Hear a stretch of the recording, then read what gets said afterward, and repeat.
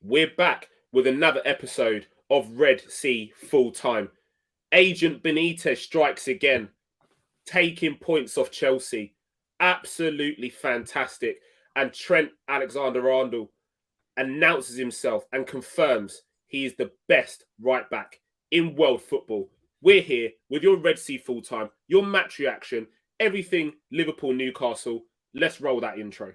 Tell the world we are Liverpool, champions of England. We've conquered all of Europe. We're never gonna stop. From Palestine to Turkey, we've won the fucking lot. But Paisley and the Shankly, the fields of Anfield gold. We are unsupported, and we come from Liverpool. Good evening. We're back with another episode of the Red Sea Full Time. And my God, what an absolute epic strike. Boom. Now, Kevin De Bruyne's strike was absolutely sensational because it's been a segment of fixtures of banging goals. So KDB decides, you know what, here Leeds, have that, boom.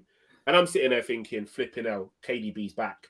This is gonna be a long title running. And then Trent says, KDB, come outside. Bang!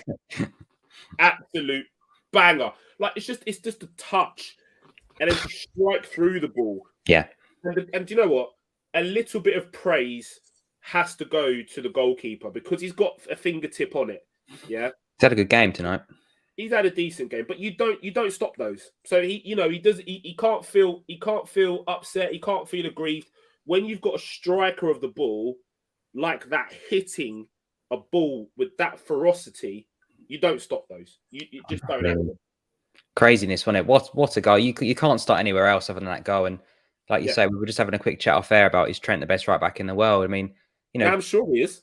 He has the David Beckham-esque kind of right foot from that right-hand side, just putting crosses on a sixpence, but he's also got that in his locker. Even David Beckham didn't score 30-yard worldies with striking through the ball. He was more of a curler, getting that kick it, hit it like bend it like Beckham, kind of finesse shot. But Trent's got that finesse and he's got that power of strike. He's got everything you could possibly need, not just as a right back, but as a footballer. And that goal is absolutely sensational, and that will be in the Premier League end of season goal of the season run for sure. And I think we'll have a few in there. But unbelievable strike, and what a player! He just gets better and better, doesn't he? The superlatives for this young man, you're never going to run out because oh my God, like just watching the goal over and over and over again, and you're watching it in slow-mo, and as they play it, you're sitting there thinking to myself, just the audacity. The total audacity. It's only thing in his mind, isn't it? Touch, bang. One touch, bang. And you know what? You all doubted me. You all doubted me. He's been saying it since about May. You all doubted me. We've not lost a Prem game now, or we've not lost a game since March. You all doubted me. We're coming. Chelsea fans are all talking crud at the start of the season, saying, "Oh, we've got the best manager. If Thomas Tuchel does this, he's outdone Jurgen Klopp." It's master versus apprentice. I told you all. It's master versus apprentice. Thomas Tuchel is nowhere near. Pep Guardiola and Jurgen Klopp are the best managers in world football. Thomas Tuchel is just a pretender. He's just a pretender. He's not there yet. Has all the credentials. He has all the credentials, but as of now, he is not there yet. We saw him capitulate with PSG in the same fashion as what's going on at Chelsea. A leopard never changes its spots. He is not there yet. Try harder, mate. And like we said, good old Agent Benitez. Yeah. Strikes again. Allows us to win against Everton. Yeah. And then goes and tops off Chelsea just to make it that bit better. I mean, to be fair, you look at that Everton team tonight, just before we get into the Liverpool game, back five, park the bus, You know, some of the players in that team I've never heard of. They've got 7 players on the bench because they're so riddled with COVID and injuries. To not beat that side at home is really, really poor. And I look at Chelsea, and we did just quickly touch off it just before we went live. And you know, you need match winners in those moments in the first half when you go on and get a goal, get a 2-goal lead, whatever it might be, turn around a 1-0 from 1-0 behind, and you need a Salah, you need a Mane, you need a Jota, you need these players to turn up, one of them a week at least, if not a couple. And yes, Mount is decent and he's got a couple of goals recently, but Loftus-Cheek, Ziyech, Pulisic, these are wishy-washy players that have never really done it consistently in the Premier League before. And I think that's what Chelsea are missing. Even Lukaku and Werner and Havertz, again, yes, they're missing tonight, but have they really gone on a decent run of form in the Premier League for Chelsea? They haven't, in my opinion. We've got a front three that consistently score goals. So, 2 of the 3 tonight score, and Trent pops up as and when he wants to. So yeah, I think you're right. I think what you've been saying for the last couple of weeks, I think Chelsea are just that little bit of star quality short to win this title. Because you look at City, you mentioned De Bruyne, they've got so many players, they can just rely on one of them to turn up. Mahrez can win you a game, Grealish can win you a game. There's so many options. Sterling can win you a game with the most dodgiest penalty of all time, but they've got those players, and Liverpool have got those players, and they've got those managers that have been there, done that, been in the trenches and been in a title race. And Chelsea under Tuchel haven't quite been there yet. And this group of players, yes, they won a Champions League, which can happen. Porto won it, we won it in 2005. But to win this Premier League title, you've got to be relentless, and you've got to win, especially at home. I know we've dropped one against Brighton, but you can't afford any slip ups. And 4 points behind Man City now, Chelsea. That's going to be tough to pull back already. And I'm not being funny, like you said, you can't afford any slip ups. You can't. And you know what? I'll concede. City look good. Yeah, City look real good. And you have to give them their respect. They're the only team in this league, other than us, that are capable. We go on runs, but I think they're flurries with us. Yeah, where we'll go 4 or 5 games and we'll win. Then we'll have a draw, and you'll think, oh, how have we done that? Yeah. But City, it's win. Relentless.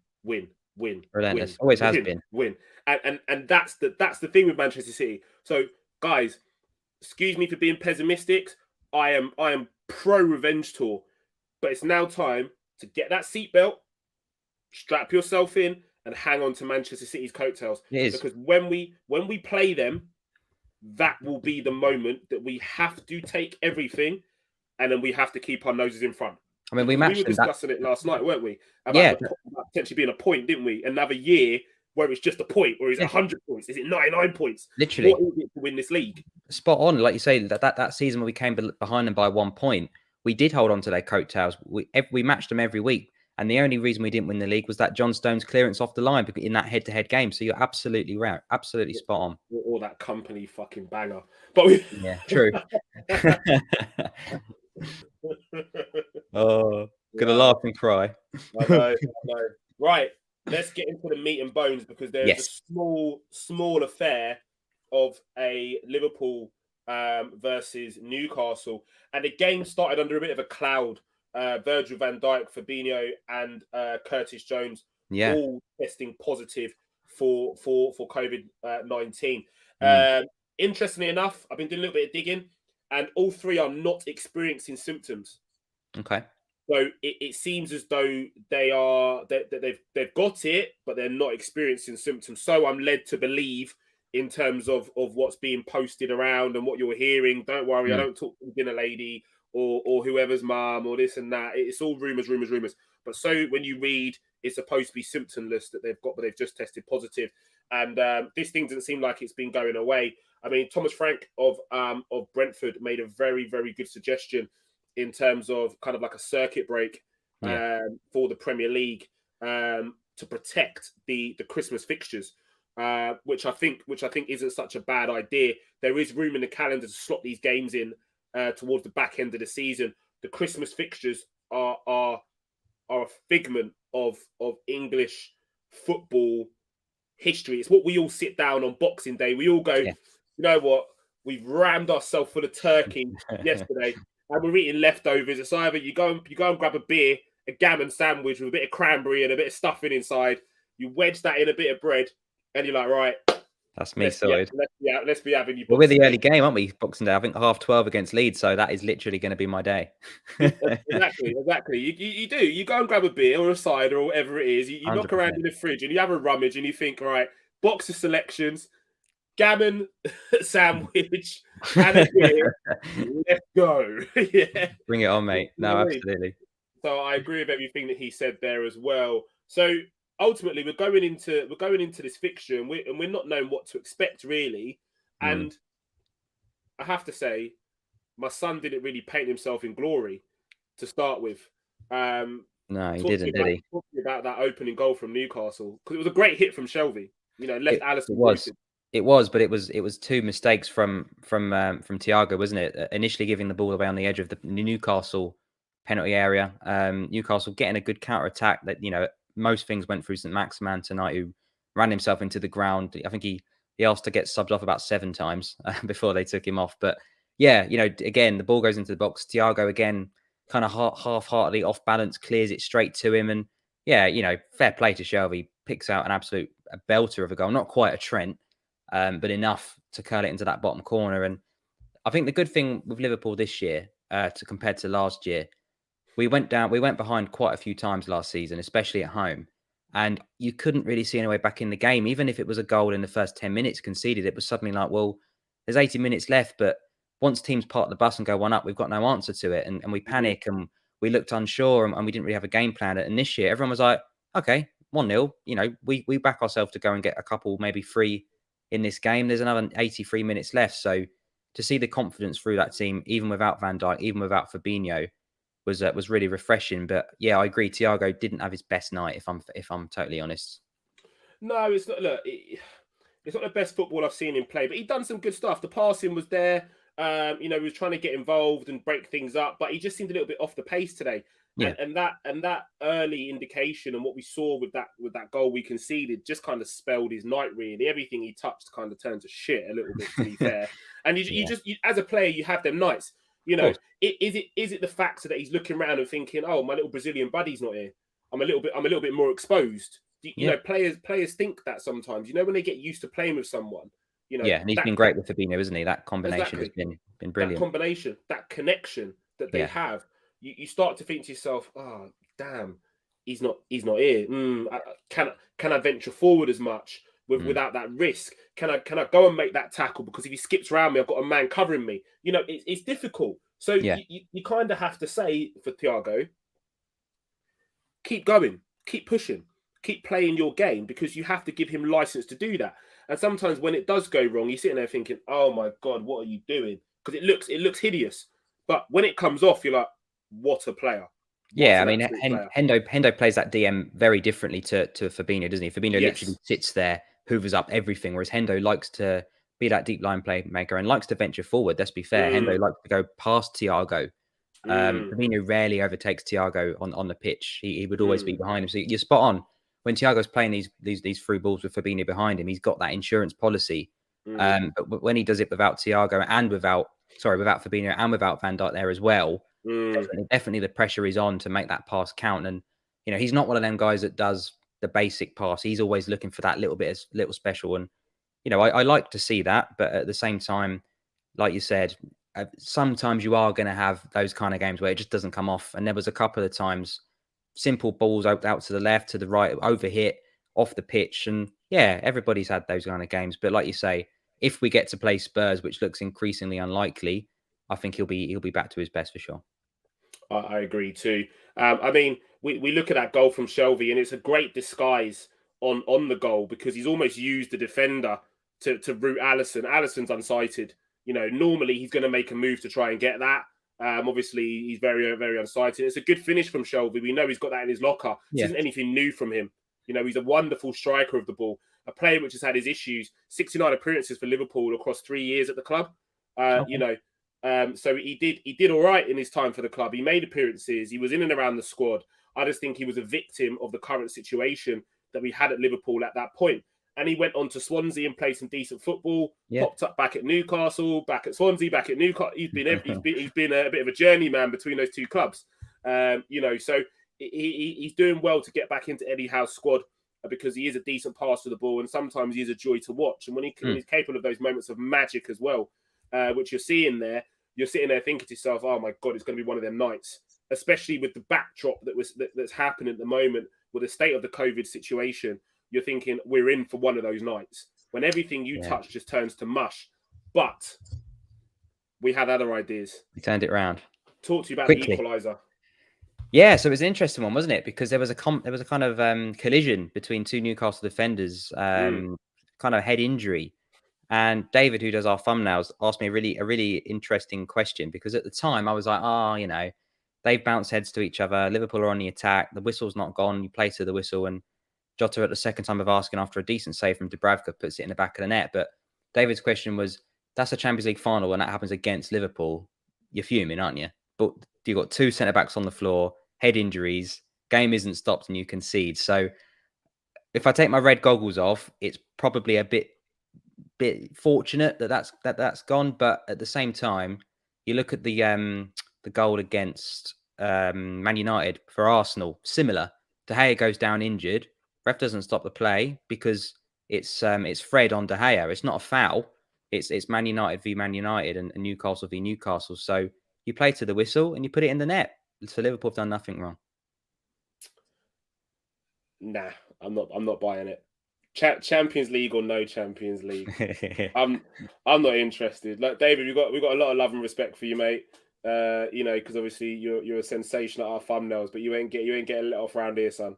Yeah, it was fair and square by the letter of the law. And to be fair, I don't even think it was a head injury. I don't think it was a head injury. I think they've just clashed. They were looking back at the replay a couple of times, and I personally couldn't see the clash of heads. I couldn't see it. But at the same time, it was quite congested in there. So it was very difficult for the camera angle to pick it up. I do concede. But at the same time, like you said, you just play to the whistle, you do your job, and then you allow the ref to do their job, which is a case of you convert, you finish, you stick it home, and then you worry about the ref after and what the ref might say or do after that. As I said, we can't be sure it was a head injury, so you just got to finish off doing what you're doing. Absolutely. And then from that moment there, Liverpool were in the ascendancy.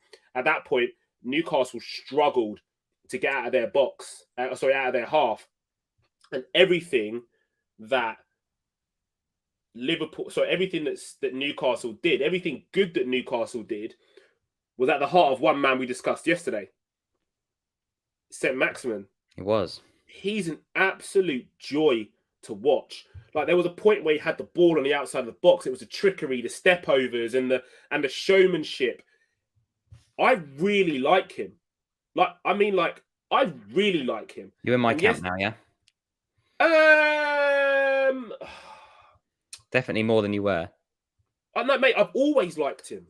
Like I said, I just always refer to him as like a poor man Sadio Mane, because they're very similar in their style of play, very direct. They want to get after defenders. They want to give you something to think about. They're just on you, snapping at your heels, running at you, committing you.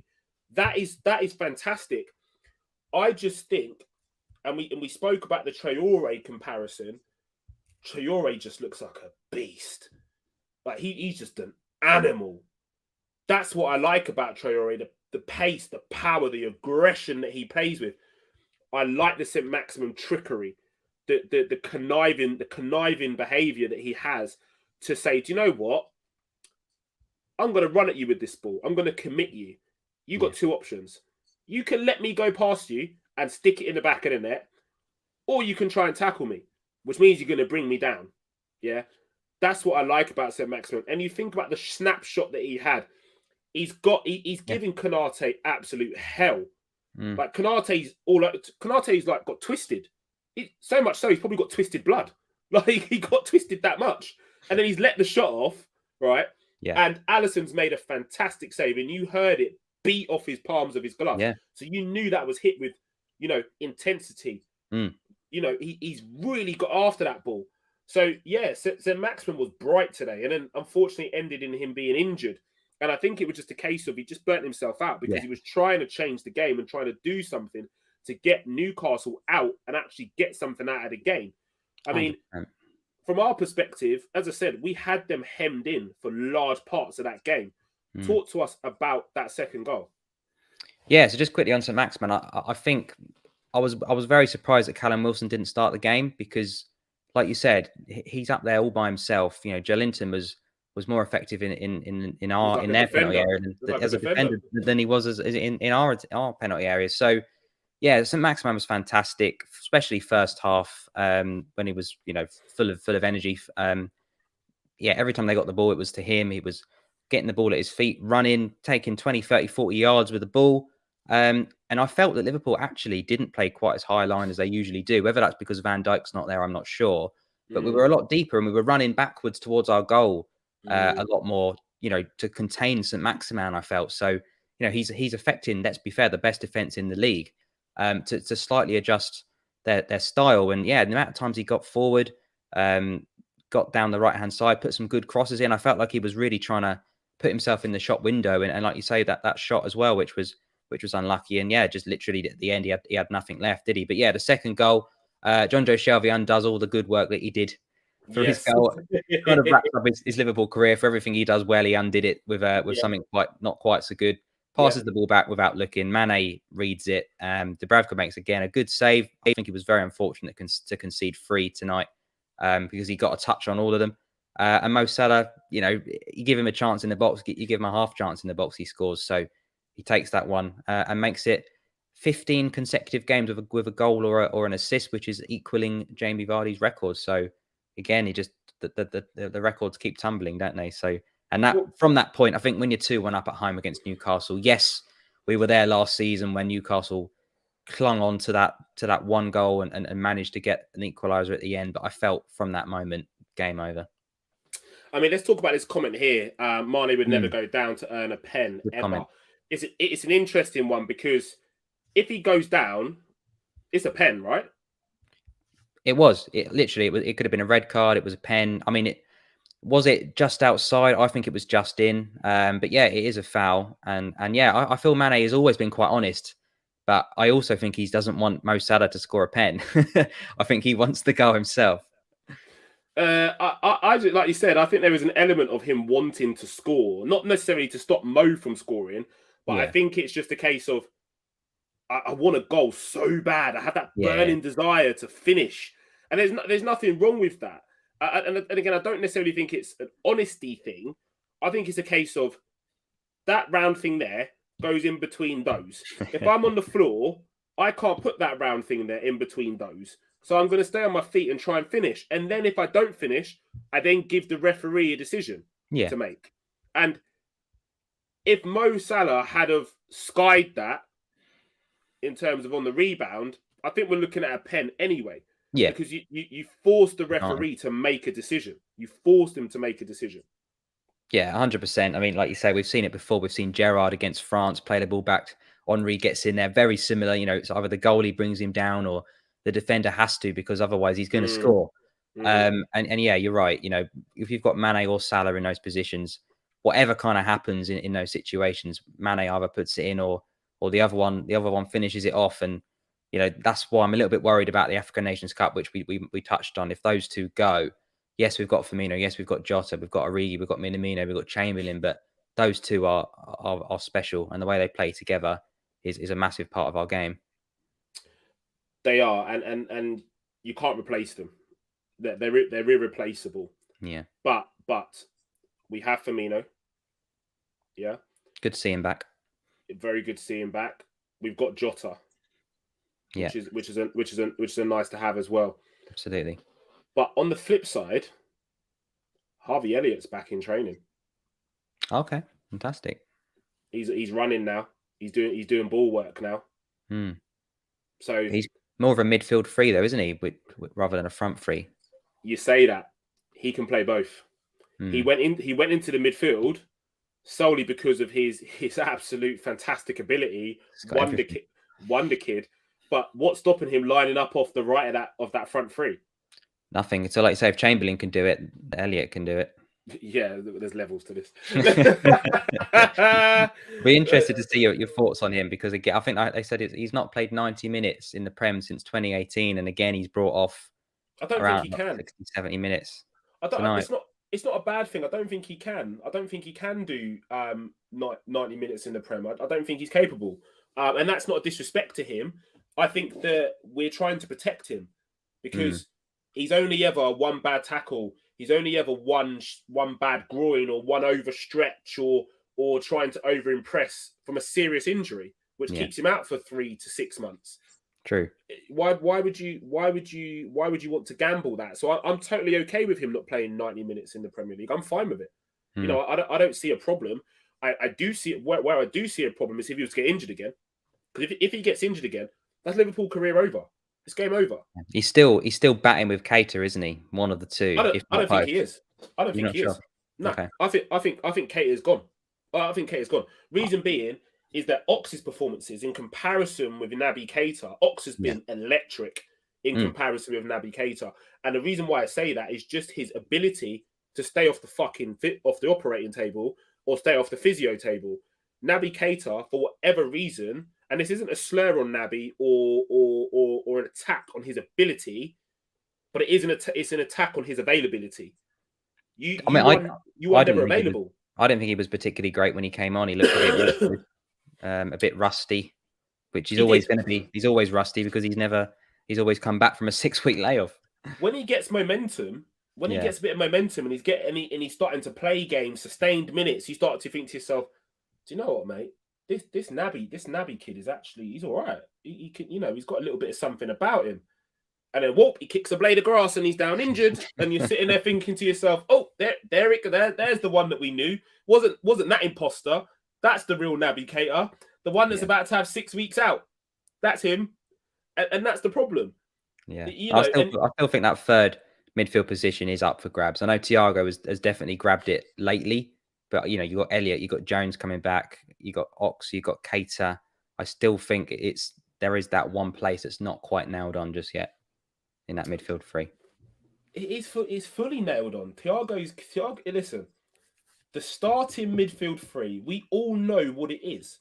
Now, rotation has been a figment of our games this season, which isn't a bad thing. Rotation is a fantastic thing and it's proving fruitful for Liverpool Football Club. But if it's Liverpool versus City, we know who's playing. Oh, 100%. So, if everybody's fit, we know who starts. We know who starts. If it was the beginning of the season, you would turn around and say Elliott starts because he was on fire. We were shocked, weren't we? I think did we go to the Burnley game and Elliott was in the 11? We were like, oh, okay. And then he carried on, didn't he? And he killed it. He absolutely slayed it. Yeah. And we were sitting there thinking to ourselves, that's a break. Like when we heard the team, we were like, really? Okay. Okay.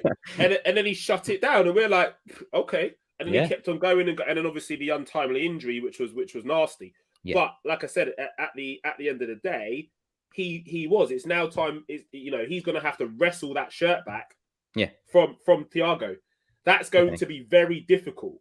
How are you going to wrestle that shirt back from Thiago? So he may have to bide his time, which isn't such a bad thing for a young player. You bide your time for the rest of the season. You come into games against opposition, which we know that you can be effective. But when we're talking about going up against the big boys, especially where we're at in the title race, if fit, Thiago's nailed on. If fit, Fabinho's nailed on. If fit, Hendo's nailed on. That is the best three to go out and do the job at the moment. I really, 100%. Really think. So we get to that point in the show where we are about to perv again. We're about to perv. Guys, that goal was just it was sexy. It was sexy. Yeah. So about to perv on that goal again. So gentlemen, bow your heads. because we're gonna have church right now. Because that goal is a case of just like the ball comes out to him, he touches it and just shifts it out of his feet. It's that little all in one movement where he goes, okay, I'm just gonna set this out. Yeah. And I may pass it. In fact, I'm not. I'm going to hammer it home. That's Yeah. what I'm going to do. I'm going to make it impossible for this goalkeeper to get anything on it. And if he does, he's going to end up in the back of the net with it. What an absolute rocket of a Unbelievable. finish from Trent. I mean, it's even between a Newcastle defender and the referee. You know, it's not just a complete open strike. Like The ref gets out of the way because he knows what's about to happen. That's what I mean. It's not just a hit, smash, and hope it goes in. He's literally got to get it between that, He linked rifle it past the keeper who's had a decent game. And like you say, the net is literally like you hear the rattle of the net over the cop. It's that much of a strike. So, as I said at the start of the show, goal of the month for Liverpool, almost certainly the goal of the season shortlist for the Premier League, because it don't get much better than that, does it? Let's be honest. I totally agree. And like I said, there's been some bangers in this segment of fixtures. Ward-Prowse hit a disgusting free kick yesterday. It I didn't see that one. It was despicable. It was despicable. Like it had, do you know what? It was Beckham-esque, but it was hit with venom. Like it was hit with real venom. Like when you saw it, you were just like, ugh, that was disgusting. And you're sitting and like you it makes you want to be sick in your mouth. Like, like it was that bad. Like it was like, you wanted to do something with that. And Ward-Prowse again is a phenomenal striker of the ball. Dead ball, set piece, crossing, playing balls in. He's absolutely fantastic in that respect as well. But the De Bruyne one, when you thought that Ward-Prowse's one wasn't great, then you got the De Bruyne one, which was fantastic. Shelby gets a mention because it's a long distance strike as well, but it's not in the same caliber. But it was a long distance strike, so that's another one. And then Trent says, "Do you know what? You guys are having all the fun. let me get involved in this," and tells everyone to come outside. So it was fantastic. Brilliant. And I had all 3 Liverpool goal scorers in my fantasy team, so I was very happy. Definitely. Let's pay a little bit of mind to Konate, because I think his performances today as well were okay. I think he was a bit shaky because I don't think he expected to play. I think he thought he was hugging bench tonight, and then he gets sprung into action. You'd always say, look, Premier League players should be ready to play, so on and so forth. You kind of build yourself up, don't you? The starting 11 do work together through the course of the week, through the course of training sessions. They're working on shape together. They're working on space. They're working on tempo. They're working on patterns of play, set pieces. And he probably wasn't in that group, and then all of a sudden he's thrust in and he looked a little bit shaky. But on the whole, some of the passing as well. I mean, I was actually really impressed. And an interesting point that I thought, Konate and Matip, have they played together before? Oh, very good question. So that's the first point. Or if they have, it's probably once this season. Maybe once. And obviously, one of them always played with Van Dijk, and Van Dijk plays on the left of the back two. So Konate probably hasn't played on the left at probably all. playing out of position, yeah. So he's a right-footed centre back, I believe, on the left-hand side. So already that first touch going away from goal into giving it to Trent and Hendo is suddenly taking it inside into trouble towards the strikers. So I think that was a different challenge for a young centre back, which I think he handled really well. And what I think he did as well, which I feel Van Dijk does, is get his body in the way, because we've mentioned Konate is a unit. He's 6'4", same height as Van Dijk, and they have players that will counter attack. St. Maximan, Fraser, players that just want to get the ball, head down, and run. And I felt that he's got that initial quick burst to keep up with them, and then he just gets his body. He just gets his body in the way, and they're like, "Oh, there's a great big brick wall in front of me." Unfortunately, that's the end of the attack. So yeah, I don't think he was like a 10 out of 10, but he was certainly an 8 or a 9. I thought he was excellent, and Matip, he's really confident of bringing the ball out of defence as well, and he doesn't panic. Little 1-2s with Thiago in there, and I was impressed. And setback from the first goal, which I don't think you can blame anybody apart from disappointing from Thiago, but a strike like that is going to happen. But yeah, I thought overall, missing Van Dijk and no Fabinho in front of them either, I think them two did very well. Yeah, I agree. It was a decent performance, to be fair as well. So guys, that brings us towards the end of our Red Sea full time. Yeah, Just want to thought we'd get have a into quick the look at league the table. table as well. Yeah, just want to get into the league table before we go, and it's looking close. Like, you know, we're heading into that Christmas fixture period, that New Year's fixture period, Yeah. and I think this is going to be pivotal. It's You that know, final column for me, isn't it? It's those green ticks. Look at Man City, look at Liverpool. These are the two guys that are here to stay, aren't they? Yeah, I agree. And we look at Liverpool's fixtures as well. You know, we've got Spurs this weekend, providing the game goes ahead. Then we've got a League Cup tie with Leicester again, providing that game goes ahead, sandwiched in between a Boxing Day fixture with Leeds, which will be tough. I'm kind of hoping that Leeds, respectfully, still have a few injury woes because Leeds can be a tricky place to go. Yes. You know, Manchester City dispatched them relatively easy, but they're missing a lot of players. You know, they're missing a lot of players. Bamford, no sooner then he was back, he's injured again. Calvin Phillips injured again. You know, the list of injuries for them and key players goes on. And Bielsa likes to run a very, very tight squad, and I think he's almost paying for it now with the way that Leeds are playing at the moment and the inconsistency in their results. That second season syndrome that they're experiencing. Yeah. After that, we then got January fixtures, which include Chelsea, which I feel is going to be pivotal. It's a big game at the Bridge as well. If we can beat Chelsea at the Bridge, that's their title hopes done. I think so. I think if we win that game, it becomes a 2-horse race. And I would imagine Man City play Chelsea again around that time as well. So if Chelsea lose those two, then the gap will be too much, because you might be able to catch one of them, but both of them aren't going to throw you away 5, 6, 7 points. So I completely agree. Yeah, I agree. I mean, let's just quickly pull up Chelsea's or look at Chelsea's fixtures going forward, because interesting reading. It's going to be very interesting reading as to what Chelsea have got coming up in the not too distant future. So we've obviously got, where are we?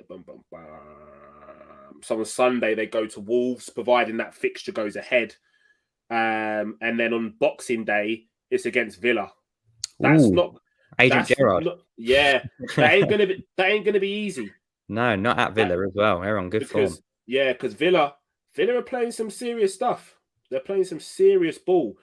And then on Wednesday, the 29th, they go to Brighton again. I don't think that'll be easy, because Brighton will play some serious ball. I know Brighton are struggling for results at the moment and can't seem to buy a win. Yeah, but at the same time, they still play good football. It's those back-to-back games, isn't it? Like I said, they've got Liverpool 2nd of Jan, and in the next Prem game they've got City away. They're the two. If they lose both of them back-to-back, and they've also got the World Club Cup as well, which I didn't realise. Which again, it's not easy. You know, not everybody can go there and get the win and then come back and win. And hammer a team at Leicester. Absolutely, which you were at. Yeah, absolutely, mate. I'm still hyped from that game. Trent with the goal as well. Woo! Loves it, mate. When we came back after that, we hammered Leicester. Like, what I'm telling you, being live at that game, we played those fuckers off the pot. Is it 4-0, isn't it? Mate, they didn't touch the fucking ball. Like, honestly, they did not touch the ball. And then to cap it off was that Trent rifle into the bottom corner. Schmeichel just watched it go past him. Then it was a celebration, like the Mbappe-style celebration. And then the tweet from Mbappe after, which was just like... Yeah. It's just like... sensational. Sensational stuff. But like you said, that run of fixtures, this is pivotal. And then you're heading into... You think you got... Like you said, you got City... in January as well, and then Spurs after that also. Not an easy game. I think they Palace, beat City, Leicester, didn't they, as well? Burnley, who are a shithouse team, Newcastle, and it starts to tail off a little bit. Newcastle, Norwich, Brentford. Brentford isn't going to be easy as they head into April.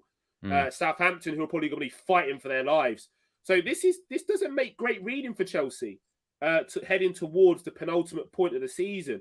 And I feel that Liverpool's fixtures are a bit kinder heading into the penultimate point of the season in terms of what we've got.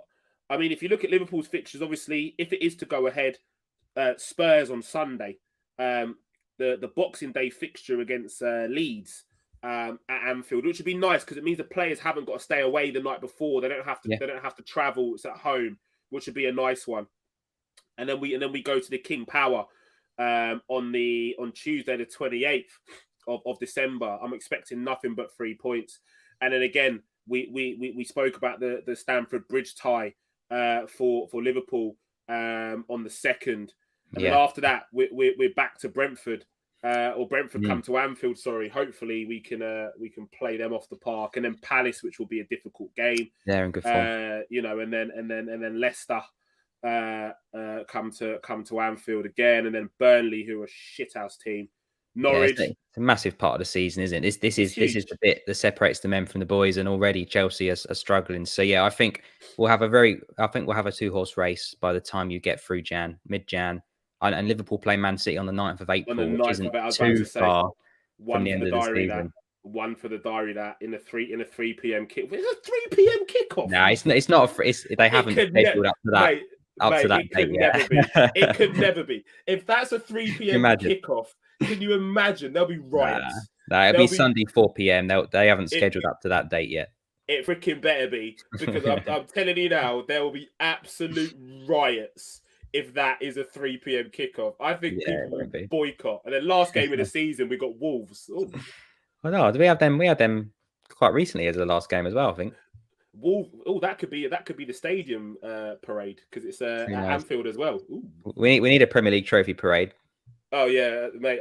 We party doubly hard if we lift it because of the one we missed out on. Absolutely. But guys, we're going to close. Thank you for joining us for the Red Sea Full-Time Show. I've been Thiago's father. This has been SS. We are over and we are out.